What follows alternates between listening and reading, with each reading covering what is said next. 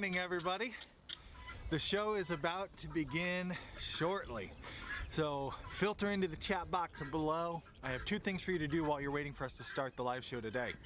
In the chat box, I want you to describe in a couple sentences what your perfect homestead has on it, okay? Animals, what are you growing plant-wise? We want to know what is your perfect homestead, your dream homestead. Maybe it's not the one you have right now, maybe it is. What does it look like? And then if you're still waiting for us to show up and get ready to start this show, maybe go check out our sponsor, Cheeky Maiden Soaps. We got a great 25% off discount for you. 1 second, bud. And if you click that link below, get your 25% off discount. They're all natural deodorant. It actually works. And we got something funny planned today we're gonna share with you. Anyways, we've got a couple things to finish up to get the show rolling here. Hello in the chat box. Stay tuned. We got a fantastic show. We're going to talk about how to design the perfect homestead for you. I think you're really going to enjoy it. We got a good camel update for you and a couple other really good things we're going to talk about today. Really exciting show. I'm excited to get started. Welcome. Daddy.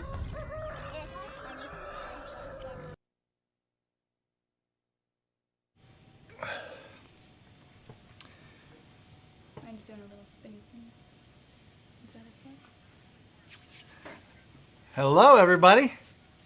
Welcome. Please let us know in the chat box if you can hear us, if you can see us, if anything's funny.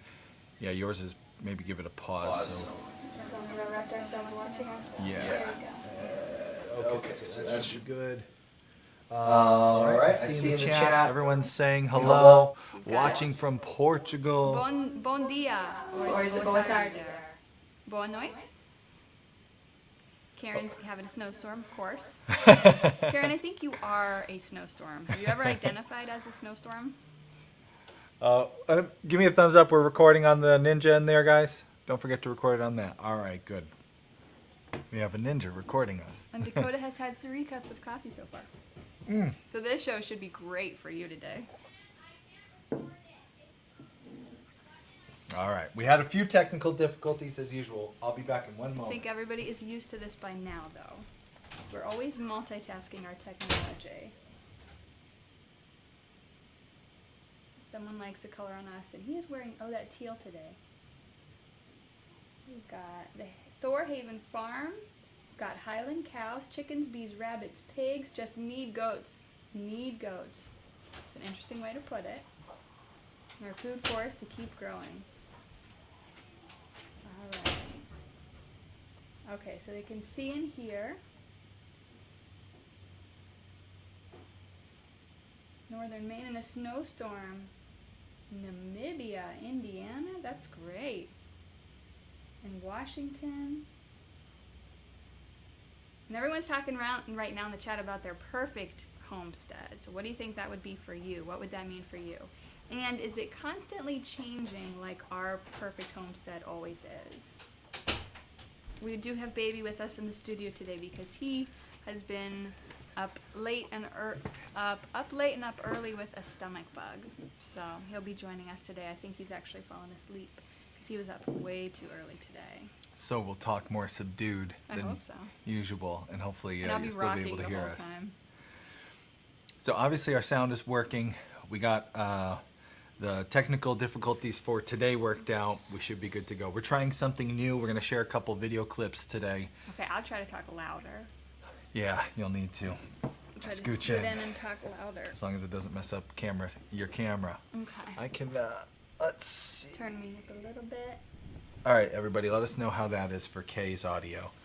So I'll try to talk a little bit louder, but this is always an issue with our recording because Austin talks louder than I do. We'll work on that. All right. We have an awesome show for you today. We mentioned in our intro there to let us know what your dream homestead looks like, what's on it. Maybe you're there now, maybe you're working towards it. We're going to be talking about planning your dream homestead, your perfect homestead for you, and our advice. We've been getting asked by a lot of people recently. I think after 2020, there's been a lot of people moving to the country with good reason, trying to get away from the city, want to be a little more self-sufficient. And there's been a lot of people who've bought property And now they're like, I got 10 bare acres. What do I do? What do I do? So we're going to hopefully help you answer that question. First, we got some updates from the barn. Yeah, we did the barn right before we came in here. So we check on everybody, we feed everybody, everybody gets watered. And last week we talked about everything, all the updates for cows and pigs, chickens, guineas, but we didn't talk at all about the camels. So what is our camel update? People were wanting to know. You're taking a selfie of yourself right now? No. I'm sharing more video that we're going to share later in the live stream.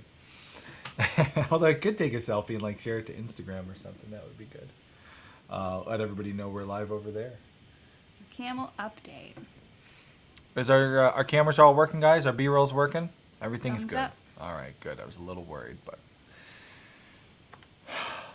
this has been a fun week for camels. Last week we were asked about the camels, and we said, And it was like they knew. Nothing really exciting had happened. Like the past 6 months, for the they've camels. kind of just been camels. And Kay was like, we'll talk about that next week. Camels are pretty chill most And of the time. It's been a fun week. I think the most fun this week was when I think it was our middle son was looking out the window and he goes, "Oh, camels are out." He's a very matter-of-fact little guy. So he's just like, "Oh, camels are out." I see Millie. We're like, "Yeah, okay. Oh, the camels are out." There's really nice grass popping on the hillside. It was warm. Beautiful warm day. And camels decided it was time to were take out. a walk. Now that I think was my fault. We have been checking on them, getting some wormings, fecals run on them. Have been treating them with a little wormer, Solomon at least. And I think I left the gate unhooked, like unsecured. And the wind, it was very windy, so it must have blown the gate open. Is our footage working, guys? We got all that camel footage? All right. Maybe it was my fault.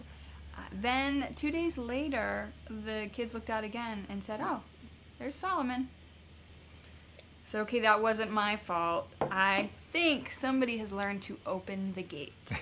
And if you'll remember Luna, our little cow, she knows how to open the gate. Because they don't clip with anything. They're chains that kind of get set in a notch in the gate. And she can, with her tongue, open it. She's figured that out. So we had to clip her shut. Now I think Solomon or Millie, but I'm more apt to believe it's Solomon, has decided that he wants out and he knows how to open the gate. Yeah. Those lips are very agile. Lips are made for pulling leaves off of those branches. And I think he wants to get out and eat some grass, and he's figured out how to do it. I was curious to know if anybody has alpacas or llamas. Do they use their lips to do something similar? Because they have kind of a similar... That's a great chat. He's got I know, drool you can see coming their up. little lips. He was posing for me today. I knew we were going to be talking about those camel He wanted lips. to eat, didn't he? And but look, I mean, they're like fingers. Yes. It's incredible what they can do with them. And I'm interested in the chat. Let us know. Does your llamas or alpacas? We've told the alpaca parade story a lot on the channel. If you're new, we used to live across from an alpaca farm. And I was sitting at my desk one day, and I looked out the window. And I was kind of new to country life. This was new to our old homestead. I look out, and I see our neighbors' alpacas, and they were all walking single file down the road. And I said, "Hey, Kay, look at that. They must be having an alpaca parade." And Like Kay, he thought this was just something that happened in the country, I guess. People paraded their alpacas once a around. year, beautiful spring day, let's do an alpaca parade. Kay, being a country girl, was like, "Psh, no, it's not an alpaca parade. Go help them catch their alpacas. They're running towards the highway." An alpaca parade down to the highway. We've promised often of making a Homesteady alpaca parade shirt. We've never come through on that, but maybe this is the time. It's good to have promises that you don't intend to keep. Oh, we're going to keep all our promises from last week, including Yes, our 'cause teeth. We said we would. Our teeth experiment. Our teeth Tooth soap. soap. Get ready for that one. I'm going to brush my teeth live on the internet. Mildly embarrassing. So, Not for you. you Nothing mentioned kind of in embarrassing. passing worming camels. Why? 'Tis the season that, I was thinking about them getting on that grass now, and it's been a few months since we ran a wormer on them. It's been so cold, but now I've got that like feeling like, oh, we should have done this already. I missed some months to run fecals on them. So there is a person, we know he's out in Utah through the Camel, I think that's the Cameliers on Facebook. If you're interested in camels, learning about them, want to do some research, join the Cameliers on Facebook, and Nick will run fecals for you. He knows how to do it in the specific way that a vet who doesn't deal with camelids will know how to do this specific way to find the worms in camels. And Nick will do it at a really nice rate. We overnighted the camel poo to him. Every time I go to our UPS shipping facility, they know I'm bringing like blood or poo for them to ship out. So it's quite the reputation to have. I was thinking because we had a friend run it for us, and we gave him as a thank you, we gave him some farm fresh eggs and a farm fresh chicken. I was wondering if he knew what was in the box. He always knows, poor Does guy. he know? Oh yeah, that's the only time right, I go is to I have blood to ship, blood, milk, or poo. Another homestead. You have to be known for something, I guess. Shipping blood, poo. So I'll get those results back pretty soon. And I did start proactively treating Solomon because just looking at him, I have a feeling that's what it is. And this isn't something people will recommend to treat without knowing what's going on. But because I've seen the same symptoms in him before, I'm just kind of being aggressive in my treatment right now. I'll set up a clip here to share. I wanted to actually share with everybody how simple it is to actually do the camel. Because you kind of think about if you like do goat dewormings or other animals, it can be difficult at times. Give me a thumbs up in the control room if you guys are ready. I'll share my screen. I'll share what we got a thumbs up there? Yeah, you got a thumbs up. All right, throw it on the screen. Okay, so here's what it's like to...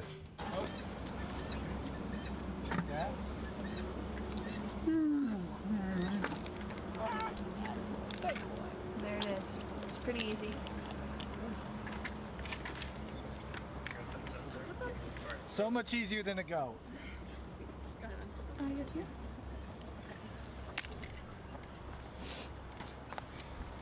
We have found deworming the camels much easier than pretty much maybe any of the other bigger livestock. All right, so yeah, not that. It's like you said, easier than goats. The goats, I'd have to straddle them and hold them and close their mouth and they'd spit it out. There were a few occasions where we'd have to redose because they spit it out. Yeah, it's a bit of a mess. Camels are a little easier in some ways, even though they're a lot bigger. Now we promised, so that's kind of the camel update, right? And as far as we know, we don't have a positive pregnancy test on Millie, but she was bred. We had as best confirmation as you can afterwards without pulling blood that she is bred, and hopefully our vet, we've been talking to, local vet, is trying to get an ultrasound probe so they would have it in their office and they could bring it out and we could do a check on her by ultrasound in a few months. Yeah, that would be really exciting. We've never been able to do something like that. We've done the blood tests to confirm pregnancy, but to be able to see it, that's the kind of thing like we'd have to get okay from the vet to get a video of that because that would be cool to show on the channel. As long as it's happy. As long as it's happy. If not, it would be so sad. Yeah, like Such a okay, sad and video. well, looks kind of empty in there. It looks like a camel on the inside, not a baby camel. That's our camel. That's the camel update. Now last week, last week we promised, we were talking about, we had a special sponsor last week for the show. We had Cheeky Maiden Soap sponsoring last week's episode, and we mentioned in passing, one of the items that they sent to us was mint dental soap. And I just want to let you know, this is actually not a commercial here. This episode is not technically sponsored, but we had to do a follow-up because we were chatting about dental soap, and a couple people in the chat box were like, what is dental soap? I had no experience with dental soap. That was kind of new to me. Cheeky Maiden emailed us after the episode, and they were like, hey guys, love the questions about the dental soap. Basically, dental soap is a product that you would use just like toothpaste, and the reason for it is because there's a lot of like stuff in modern toothpaste that a lot of us don't really want to be putting into our bodies, putting in our mouths. So dental soap, why use dental soap? It's formulated for use on teeth, cleanses teeth without leaving a film that prevents re-enamelization, fluoride-free. Teeth feel as though they've been professionally cleaned, and stuff inside, coconut oil, olive oil, palm oil, essential oils. Very clean product. But I tried it. I was like, I gotta try dental soap. I gotta see what this thing is. And so I figured, you know what?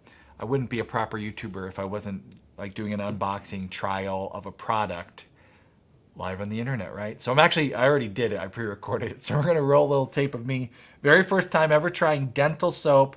If your mother ever promised to wash your mouth out with soap, let's see if this is the same kind of experience. Hang with me. We're gonna pull my video up here. Oh, here we go. Hold on 1 second. I will share my screen in just a minute. Not gross because the product was gross. Gross because all right. Go ahead and there we Not go. gross because the product was gross. Gross because who wants to see me brush my teeth live on YouTube? All right. So thoughts on the dental soap? Oh, that's the after my one. teeth feel Whoops. clean. Not super minty. All right, hold on. Should label my my videos here. Ready? Okay. Last week during our live stream, we mentioned Cheeky Maiden's dental soap, and we were talking about dental soap. I had never tried it. We were a little scared and unsure of what it was, but we promised we would try it and let you know what we thought. So today, here we go. We're going to do a test of dental soap. After our live stream last week, Cheeky Maiden emailed us and told us the benefits of dental soap, which is basically it's not loaded with all kinds of weird chemical sludge like regular toothpaste are. So that convinced me to give it a shot. And why have a YouTube channel if you're not willing to try out a toothbrushing product live on YouTube? So here we go. Take your dental soap. Actually, I'm not sure if this is how you're supposed to apply it, but that's how I'm going to do it. This is the fluoride-free mint dental soap.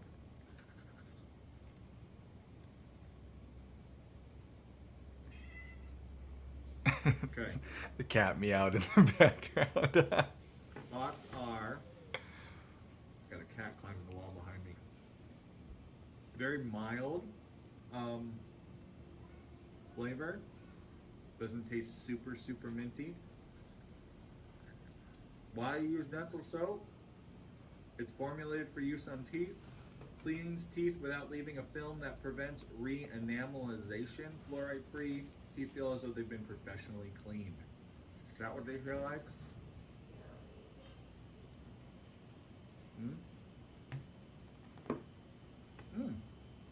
It's not like putting a bar of soap in your mouth. And now we'll conclude the grossest segment we've ever done on the podcast.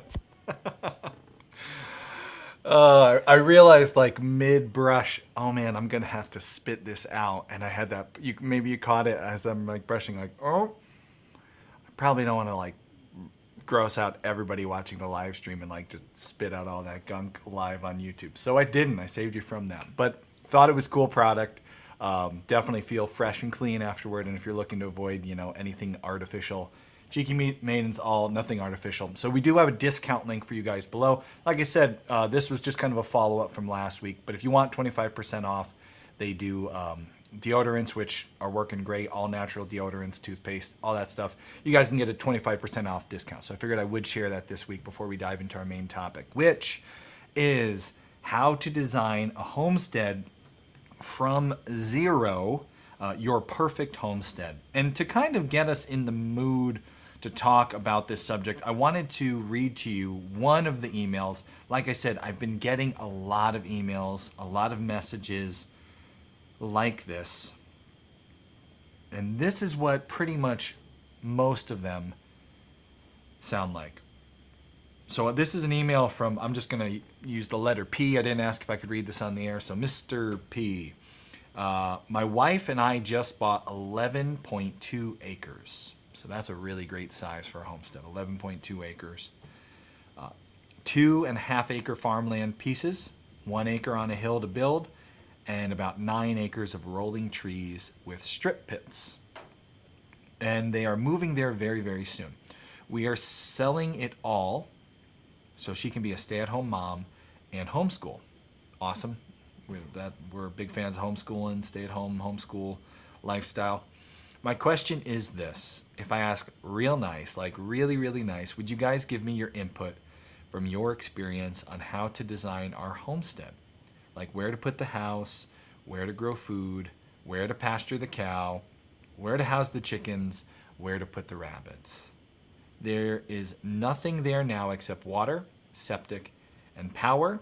I have some good ideas and a basic plan, but I don't know anyone with real homestead experience. So, awesome email. Lots of good details there into what they're thinking about building and adding to the homestead. And we're going to dive into this segment. I'm hoping Kay will be back soon. Baby's just waking up, so hopefully we can dive into it together. This is one of those questions that we get a lot. A lot of different people with a lot of different circumstances will send us some form of that question. I got another one on Instagram recently, somebody asking basically the same thing. And it is a hard question to answer because when you think about it, everybody, where their homestead is, what they want to do, it's all going to be different. But there are some basic fundamentals to every homestead, really every home, that you could apply. And I figured what we would do is we could just start there with these fundamentals. So if you are going to have a homestead, you have a 10-acre piece of land, you have a 1-acre piece of land, you have 100 acres. First, basic fundamentals you're going to need across the board are shelter, water, and access. These are 3 things that you really want to think about. And this kind of applies in stages to all the different things on your homestead. Whether we're talking about your home, because a major part of your homestead is the home you're going to live in. That's your shelter. You need to have some kind of water, and usually electricity could be added to that. Water, you could almost call that water utilities, because we want some kind of power, whether it's solar, whether you're going to run power lines into the home. But then access. Access is very, very important too. Getting your road into your home. And then as we expand from the home to the homestead and we get all these animals, we need to think about the same things. We need to have some form of shelter for our animals. That'll change depending on the animals and the management style. We have to have some form of water and perhaps some form of energy to the animals. So it could be a stream, it could be a water line and electric line that we run to the barn. So we have some heat lamps out there if we need electricity for anything or light. And then, of course, we need to think about our access. This was something we learned really early on in our homestead back in Connecticut. Because that homestead, the barn that we had built there was no road to it when we first moved in. And so for the first couple of years, we were hauling hay on our backs back to the barn. And as we scaled up in size with different animals, we realized, we need to get a road back there. So 3 bullets you always want to think about. And recently I did an interview. We Homesteady Pioneers, we do a show every month, live from the barn show. And usually we'll bring in some expert and we do an interview with them. This particular episode, I'm going to share a clip from. I had one of my favorite guests of all time. It was my dad. If you don't know, my dad, he was a master carpenter, a home builder for about 15, 20 years. And then he moved into the excavation side of things. So whether it's building a home from scratch or putting in the road and the septic and the water lines to that house, for the last 45 years he's had his business, or maybe it's a little less, he had his own business, but he worked in that field before. He has just so much experience in this realm. And so we sat down for an hour and I picked his brain about everything you're going to want to know. If you buy bare land, what are you going to need to do to start your homestead infrastructure-wise? We talked about septic systems and water. We talked about foundations and digging foundations and wells. We're not going to play the whole episode. If you're a Homesteady Pioneer, you can watch that whole episode later. It's about an hour-long interview, and it's really, really in-depth. But there's a really good clip I'm going to pull up here in a moment where he just shares your basic guidelines, what you got to think about when you're getting to your new property. So just give me a moment. The screen's going to go dark for just a second. I'll find the clip and then enjoy listening to my dad talk about the stages of your homestead and what you need to think about here.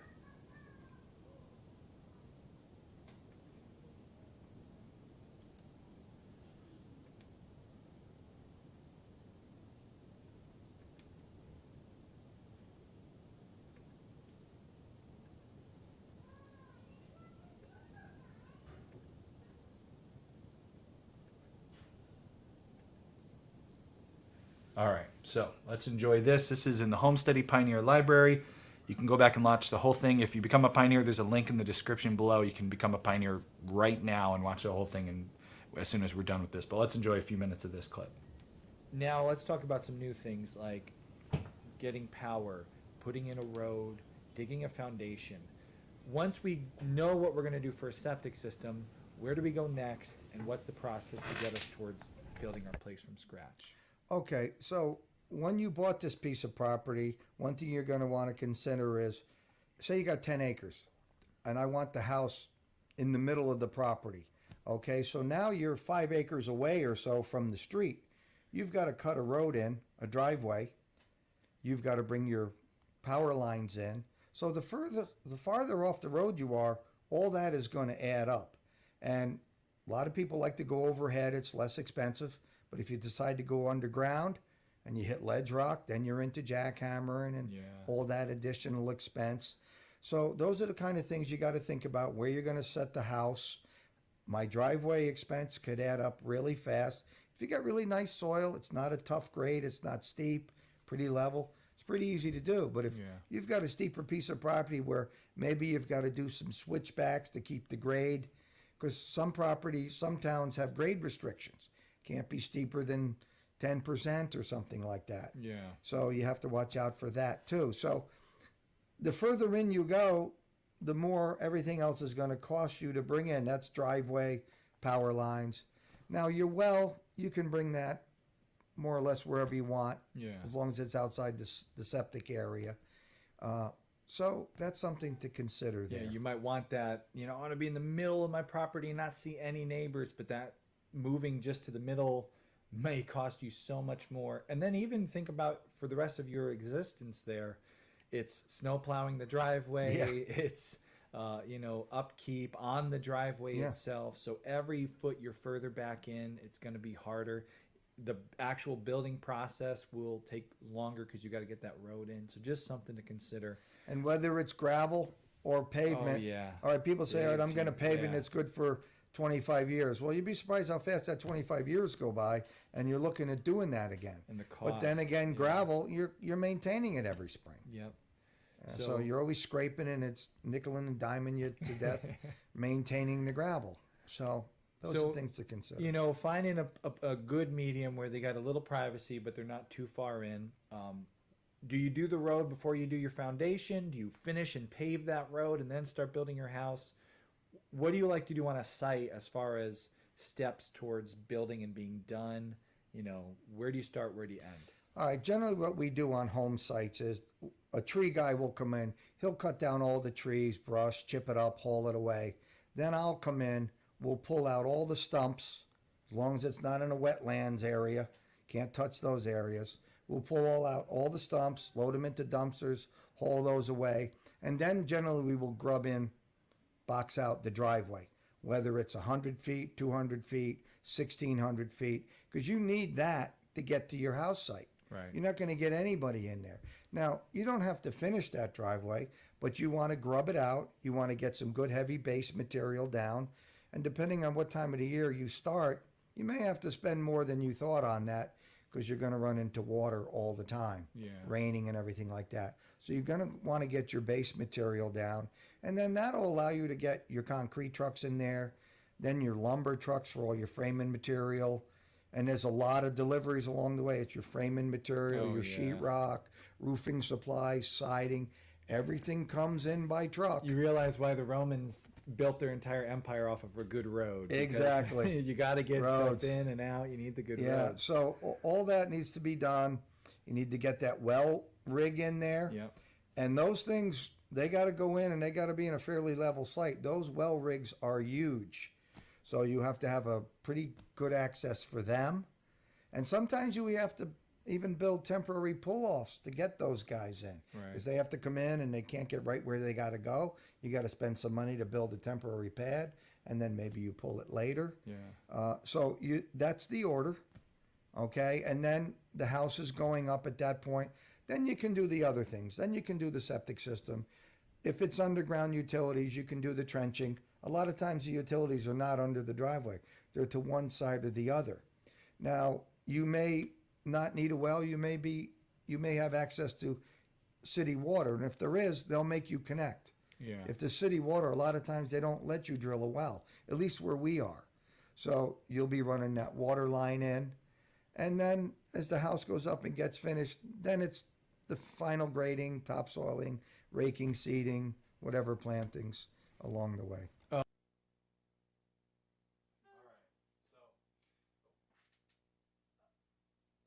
There we go. Really great advice from the old man there. A lot to take away from that video. Austin didn't have a mustache. I just grew it back Mostly. that quickly. I think that's all anybody heard. That's everyone was focused on the lack of a Mustache. mustache. And that a well drilling truck is apparently huge. Oh yeah, yeah. You've never seen a well drilling truck?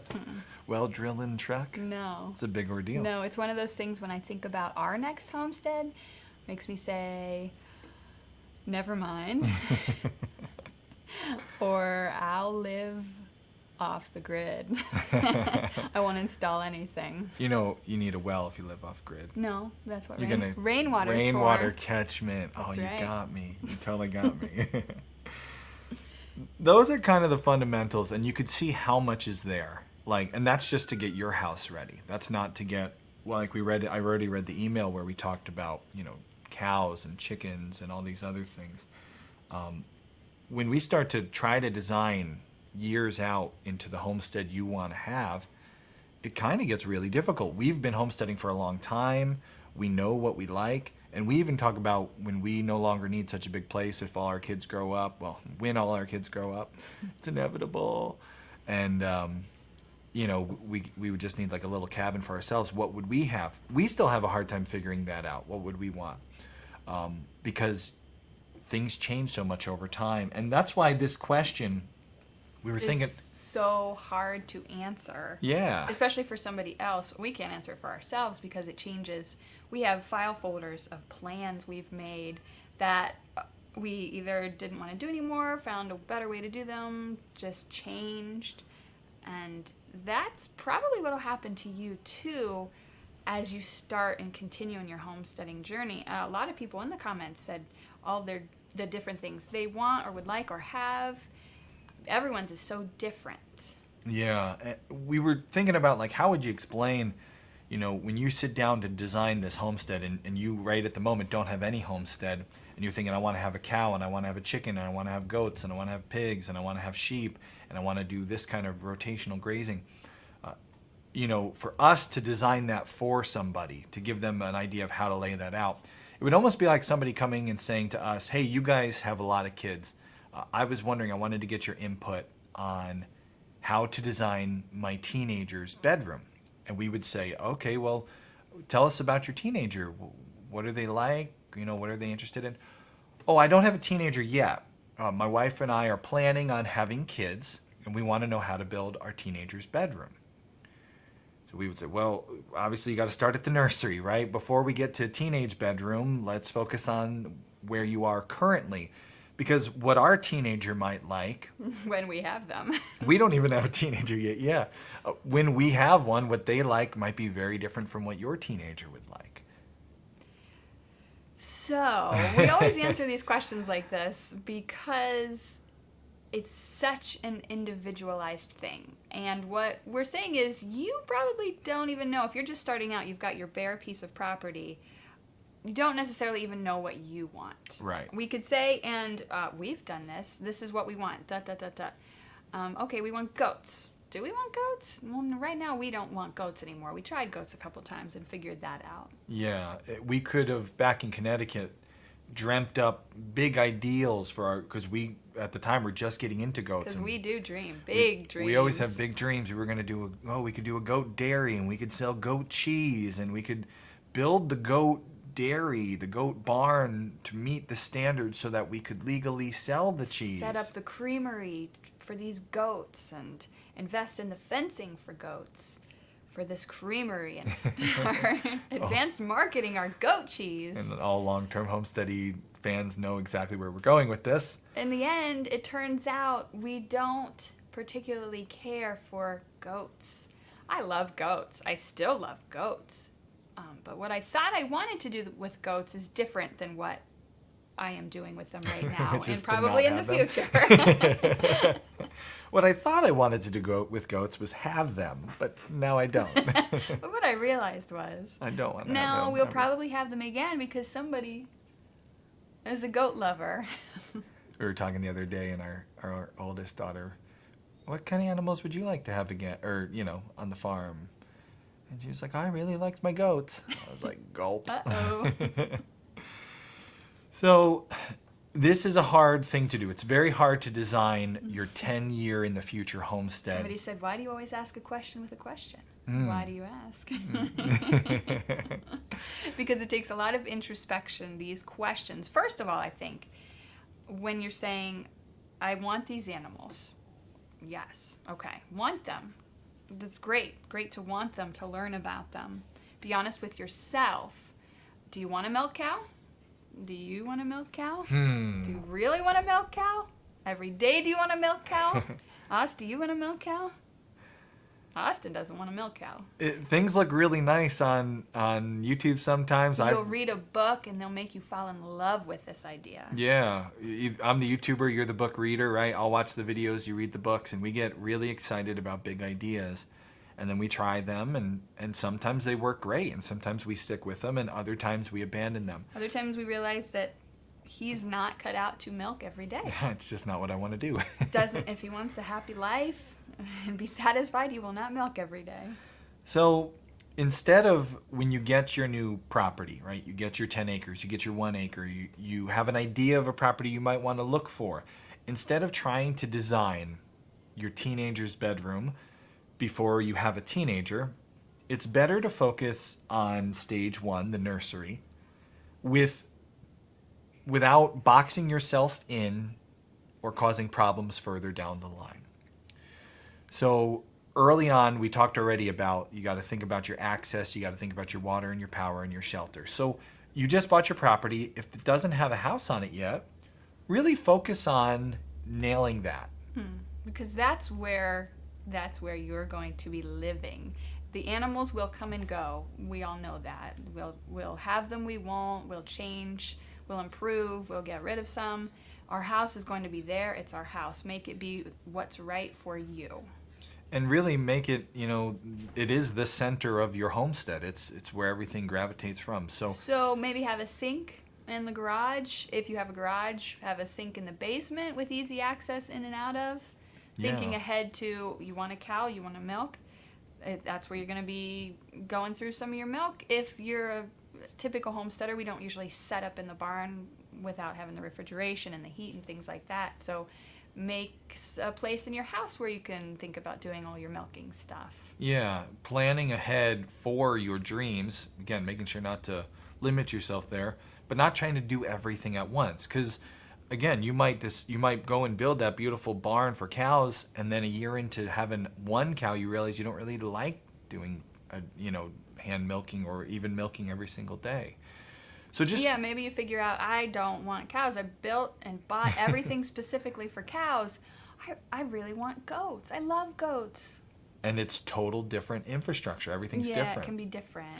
So if you just focus on right now, get yourself that house, get yourself that driveway that you need, get yourself the water and the electric, or in whatever ways you want to do that. And it's not the exciting.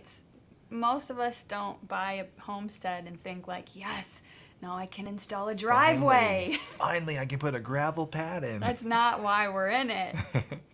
But you always use a driveway. Yeah, and then at that point, we're always pretty realistic. We know you've been dying to have the land, you've been dying to have the animals. You're going to get something. But we really try to encourage most people, don't get more than just chickens that first year. Chickens. Yeah, get a chicken coop. Build a chicken coop with a chicken run and get yourself some chickens. Because what you learn from chickens is it's not just chickens. It's caring for an animal. It's protecting an animal. Because as soon as you get those chickens, they're pulling in predators from around the area that maybe you haven't seen until now. It's having the water for them on a smaller scale than for pigs or cows. It's feeding, keeping enough feed in stock for them through winter months or rain seasons or whatever you face with. And the nice thing about chickens, when you start with chickens, you get meat chickens, you get egg-laying chickens. So you can grow into that side of, you know what, I want to do some meat animals.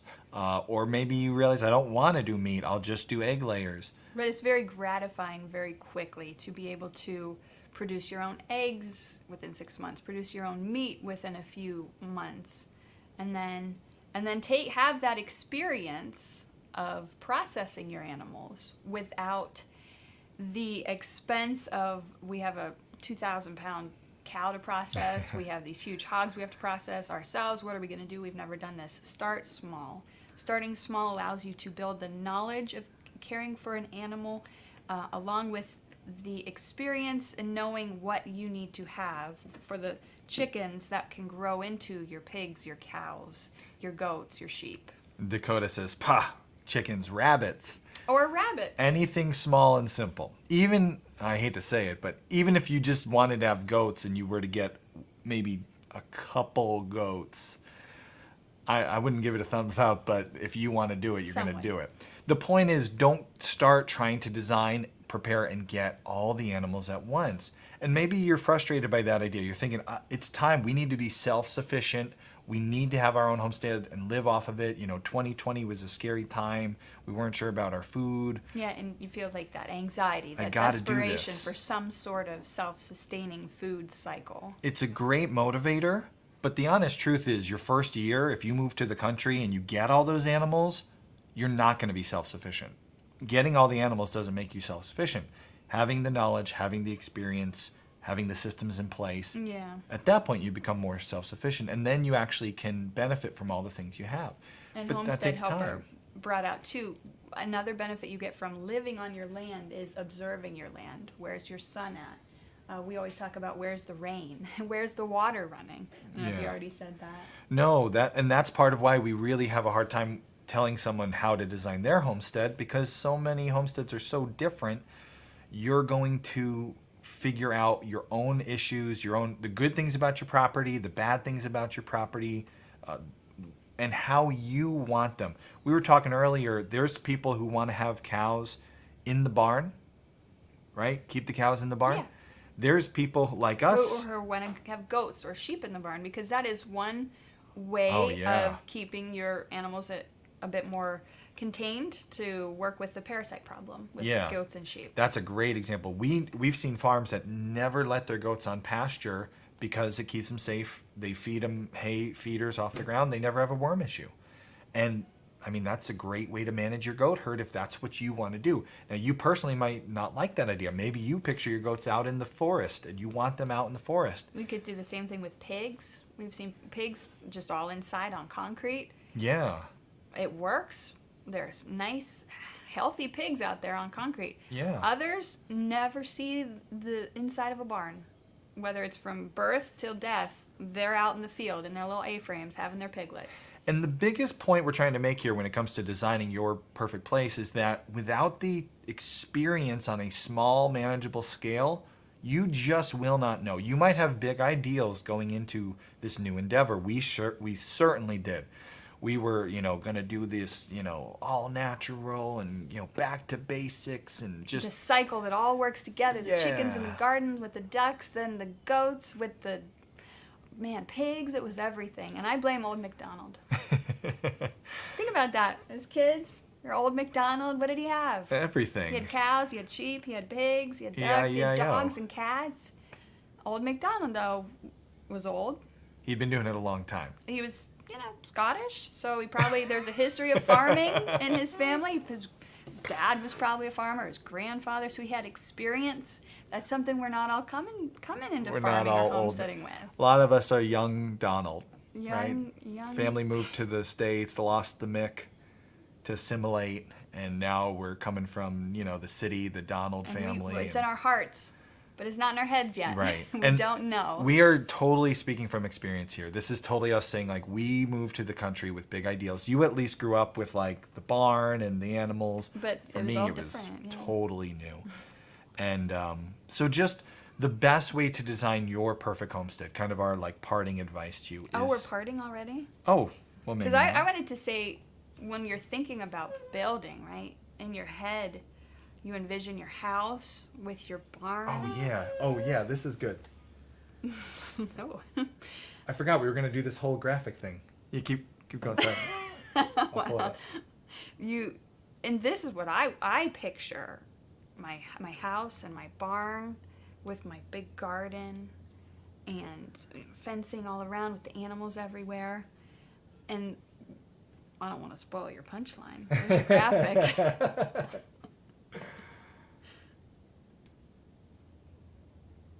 And there's a graphic to go with All right, this. here we go. So here's our graphic. Go ahead. This is all right. Ooh, fancy graphic. That looks great. Okay, so this is, if you Google, homestead, 10-acre homestead layout, 1-acre homestead layout, you'll find a million of these different ideas online, and they're beautiful. Yeah. I mean, they look so nice on paper. And the reason we don't want to pick this apart because we're trying to be mean to whoever designed this and be like, they're stupid, they didn't think about this. This might totally work This for is somebody else's dream. Right, this might be somebody else, like they came up with this idea and it's just perfect. But we do want to pick it apart from our point of view to show you, like, what might look awesome on paper to a brand new homesteader or to someone moving to a new homestead. Even us moving to this homestead, we had ideas. Oh, that's perfect, guys. Leave it like that. That's great. We had ideas of what we were going to do here, and then we got here and realized there were problems. So here we have this beautiful little homestead design, right? Is that okay? What is your thoughts right away? What are you thinking? That's a big garden. That's exactly what I thought right away. Like, oh no. Austin will spend a lot of time weeding that garden. You need to be close to that mic, baby. Yeah. You're too quiet. Sorry. It's a big garden that I won't weed.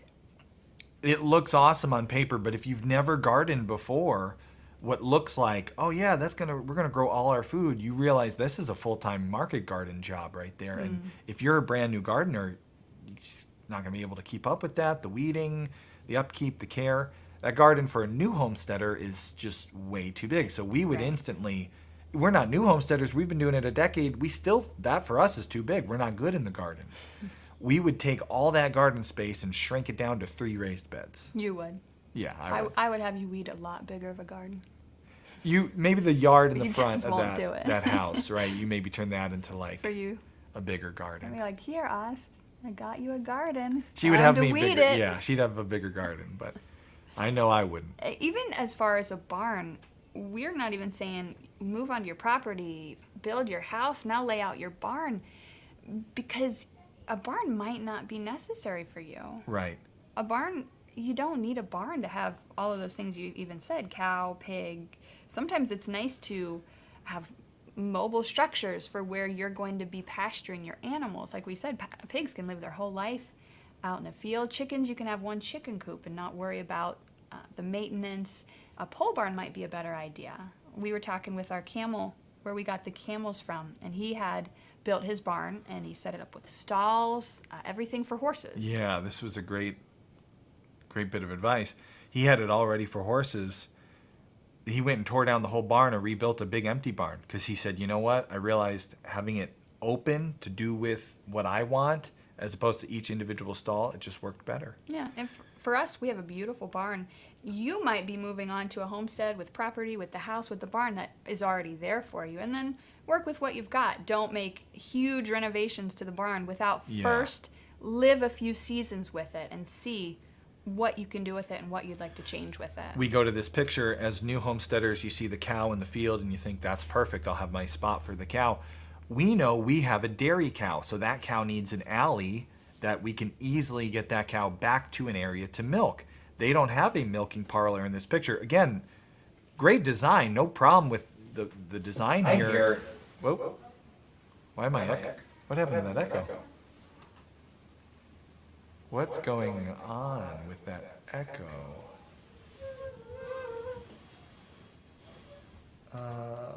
Does that, okay, that make it better? That made it better. All right. I don't know what happened there, but so when we look at this picture, for us, we would need a place to milk the dairy cows, right? We would need a place. Now, they might have beef cows. Maybe they don't need to milk. The pigs and the cows' location. Right away, I saw there's no road to the pigs' little shelter. Yeah, and somebody in the comments did remark about how there weren't trails on their homestead, so it was really hard for them to get to the places they needed to go to take care of things. We know from raising pigs, we like to raise a big group of pigs all at once. that's going to require 1-ton feed deliveries. In this design, there's no place for me to pull a truck up with 1-ton feed delivery. Now, these people only have 2 pigs. They like to raise 2 pigs. For them, this is a great design. And that might be how our homestead ends up being in the next few In the years. future. We might cut down to 2 pigs. Yeah. But, There are ways. yeah, so the point is, here's a perfect design, a great design that for some people might work fantastic, but for our particular needs, what we know we like from a decade's worth of homesteading, it wouldn't work well for us. So if that doesn't work well for us, whatever idea we come up with for you on your 10 acres won't work what you find you like over time. Keep it simple at first and learn from the smaller things you start doing. Yeah. Till you expand into the larger things. Yeah. We can shut down that graphic. Thanks for sharing that, guys. That doesn't mean don't plan anything. Plan and keep planning. Never Yes. stop planning and making designs. And that's kind of, we didn't want this video to be like a video called How to Design Your Homestead, and then we just say, sorry, we can't help you design your homestead. The best way we have found, I might be closing it down. Yeah, we did explain. He's not feeling good today. The best way that we have found to design the perfect homestead for us, the best way we think you can design the perfect homestead for you, is by, as we always encourage you to do here at Homesteady, kind of going slow and steady. Can you cut to just me, bud? I don't know if Mommy's coming back. Slow and steady, it's built off experience, right? So you have a homestead, you start with just that house and that chicken coop like we suggest. Instead of trying to build the cow barn and the market garden and the chicken run and the fish pond, you start with your house and you start with your chicken coop. And after a year of having chickens and then you put in a couple raised beds, you realize, you know what? I love working with my chickens. I'm not great in the raised beds. So now instead of building a huge market garden, you have some real estate that you've done nothing with. You haven't already put in a 1/4 acre market garden space that now you have to, after spending time, money, energy, putting that in, you have to convert. A lot of people who followed us way back from Connecticut know we made this mistake on our first homestead. We put in a 1/4 acre market garden that we never grew anything out of because we realized really quickly I did not like to garden. I wasn't any good at it. We instead went to 3 raised beds, and we had to convert that garden space into later on goat area. And because we didn't fence it for goats, it didn't work well for goats. So instead of ahead of time building all these things and designing all these things, try to keep an open concept while allowing yourself, preparing yourself to grow in the future. So open concept, keep your home and that access and that water and that power, localized, centered, in an easy place to work from. And then as you build away from your home, the core of your homestead, you start with little adventures out into the stead. So a chicken coop can just be a little bit further away from the house, and you can run a hose to water your chickens. Then you realize, you know what? I don't like the chickens this close to the house. I want them further away. Now you can put in a water line from your home out to the chicken coop. And now you've realized I like this spot where I moved the coop to. This is where I want to build my barn. What am I building the barn for? Well, I'm building it for chickens, and I think I'd like to have a cow. Maybe a little storage. I'm going to need storage. If I'm going to have a cow and I don't have the pasture for it, then I'm going to need some hay. So now you have a better idea of what you want, where you're going, and instead of using up real estate for a market garden that you find you're never using, you're designing a barn for the animals you do plan on having because you already have some of them. Ben Newman. Thanks, Ben. Ben has been around for years, man. Thank you for the super chat. What did Ben say? Great show. Bitcoin's still on sale. 100K by 2022. Ben left a Bitcoin on sale. I think he was one of our first super chats ever, and he left a Bitcoin on sale. And back then, Bitcoin was on sale. It was like $1,400 for Bitcoin. And I said, thank you, Ben, and I bought Bitcoin. Thank you, Ben. Thank you. And I just wanted to mention the super chats, because we got a super chat here. We like to share those. The kids help produce the show, so we do share the super chats with our And Fabricio is from Brazil. producers. He says, boa tarde. Como você está? He Você speaks está? Portuguese. Está muito quente aí, né? I don't.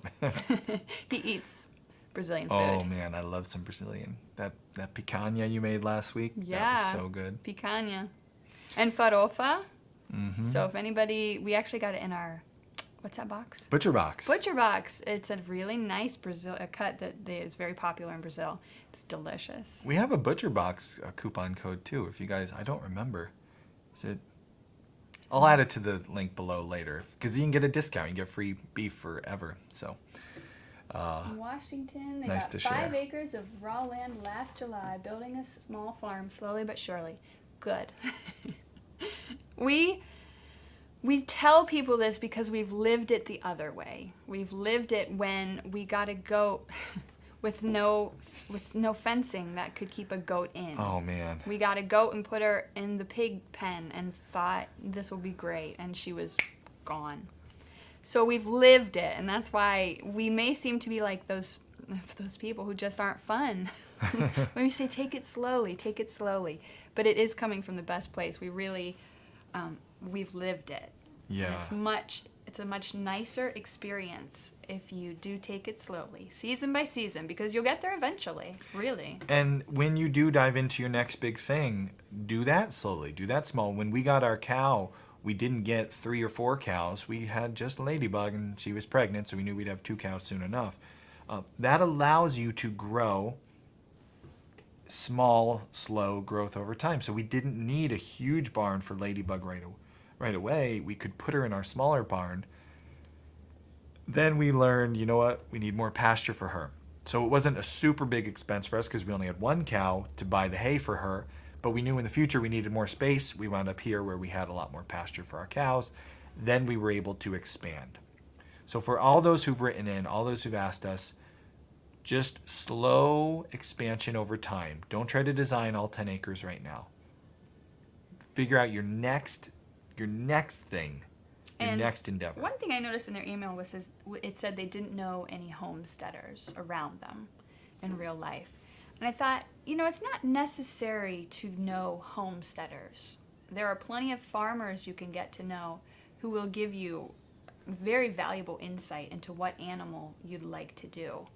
Even if they're managing differently, even if the breed is different than what your ideal is, it can still even give you some practical hands-on experience that helps you in designing your homestead. That's what we did with the cows. We went to a farmer who had these jerseys. We spent time with him. We spent time with another farmer to get an idea of, is this really what we want to do? Even if there aren't other homesteaders near you, there are farmers, people you could get to know and who could help you on this journey. Yeah, that's awesome advice. We've always tried to do that. And if you're looking for farmers who you can pick their brain, pick their ear, best way to do that is find farmers you can purchase something from, support them in some way. They're busy, they got a lot going on. If they're selling hay, if they're selling meat, go buy some of their product. And that's when Buy some of their hay Yeah. for someday. If you're gonna get a cow someday, Start stocking up now. it's not bad advice. Sometimes hay's really hard to find. And infrastructure. Who said that? Come on, homesteading. Talked about infrastructure. Yeah. Mm-hmm. Yeah, infrastructure is a big one. And that's one of those ones, even then, plan on it, but sometimes it's hard to know what you're going to need till you know how you like to operate. Plan on it. Plan on doing it again and again and again. Yeah. So best bit of advice, perimeter fence, a center point for electricity and water, and keep the rest wide open for every time you change your mind. You can adapt to it later. That's how we're going to do things from now on. And it'll cost you money, homesteading. You don't Yeah. come into it and save money right away. There's always an unexpected expense. In the chat box, how much money have you really saved? That's a scary question. There's some wives and husbands out there who don't want to say it for their other significant other to read. You know, if you're at the very beginning stage and you're trying to figure out how do I get started, we have a totally free course. It's the Start Homesteading Today course, and it's really designed to help you start, even if you're not at your homestead yet, start today. Free course, there's a link below to join our email list. When you join the email list, I send you an invitation to take the free course. It's a video course. It covers a lot of what we've talked about here, and it gets you from totally green, totally new, to the point where, you know, you can start getting those animals, start slow and steady building. It kind of lays out what we talked about here, but over the course of a couple different lessons. It's, I think, 4 or 5 hour long course. So, you know, lock in, grab your coffee and get ready. So you can take that course for free. Thank you all for joining us today. Were there any questions we wanted to cover in the chat box before we go? I really liked reading about everybody, all their homestead dreams or realities Or right some now. of the good ones, some of your favorites. I liked Karen actually ran out of space to type. It cut her great. off and she had to start another comment. Karen L mentioned, and I thought this was great, also incorporating the residential wildlife along with that. Yeah, and that that's is a good something point. that for the first time last year we've really tried to work with. Because we have a bit more space here, we're trying to work more in line with the seasons of the birds who are nesting in the field, or the insects that we know are expecting to have these wildflowers out there, which is it's a huge undertaking to understand all these things. But it's really, I found that very rewarding last year to be able to do that more. And that's something, you know, there's so much in so many of these comments I'm reading, orchard and bees, raised bed, cows, pigs, goats, chickens, cows, food variety of proteins, beef, pork, rabbit. One of the most fun things about this is the variety. So we're not discouraging that variety. We know the dream homestead is to have so much. Old MacDonald.